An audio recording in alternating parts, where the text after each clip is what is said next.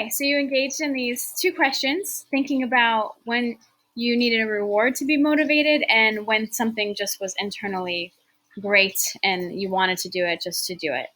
And that's what we are talking about here is extrinsic and intrinsic motivation.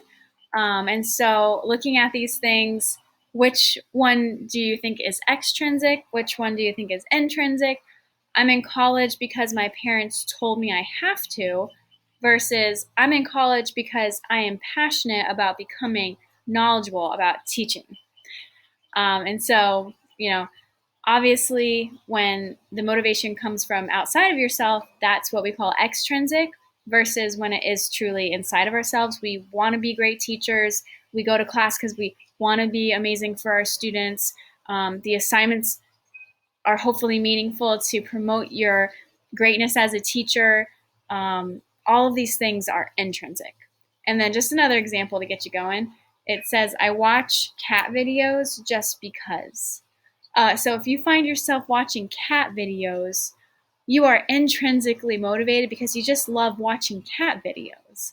And so that's intrinsic motivation example, is that you just love it. And that's what we want our kids to do and be, is just have this love of learning intrinsically, but it won't always come natural like that. It never does come naturally like that. And so, same thing, I feel like, in asking, are we extrinsically motivated to be teachers or are we intrinsically motivated to be teachers? And so I've heard some who say, I'm becoming a teacher for the summers. That's very externally motivated, versus I'm becoming a teacher because I genuinely enjoy helping and supporting kids. It gives me joy. I truly believe that teachers who are intrinsically motivated are probably going to be much more effective in the classroom. They're going to burn out they won't have as much of a likelihood of burning out, I don't think, versus those who are just doing it for an external reason.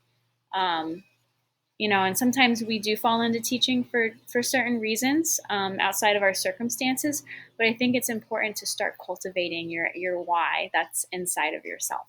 And maybe you can start with your teaching philosophy for the midterm too. And so these are just more kind of definitions that I just kind of talked about. Extrinsic is more related to that behaviorism theory, because it's so external, and there's rewards and there's punishments and things like that are motivating kids.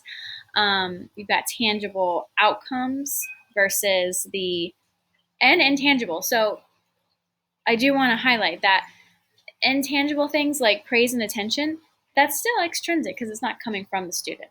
But there's kind of a spectrum, if you will, of extrinsic and intrinsic. And then extrinsic motivation can be beneficial, but ultimately it can undermine students' intrinsic. So we have to be very careful about when we are implementing extrinsic, and we'll learn more about that. But it's intrinsic if the activity is literally the reward. There's this theory called flow. You're in flow. So when I'm teaching, I'm in flow. I love teaching. It brings me joy, not so much on this computer, but I'm so intrinsically motivated to teach, and so I'm in flow. So you want to find your flow. You want students to find their flow. Intrinsic motivation is also driven by curiosity, and let's see. Intrinsic motivation lasts longer than extrinsic motivation. So that does go into kind of our why as teachers as well. But really, like, in terms of our students succeeding in life too, in terms of learning.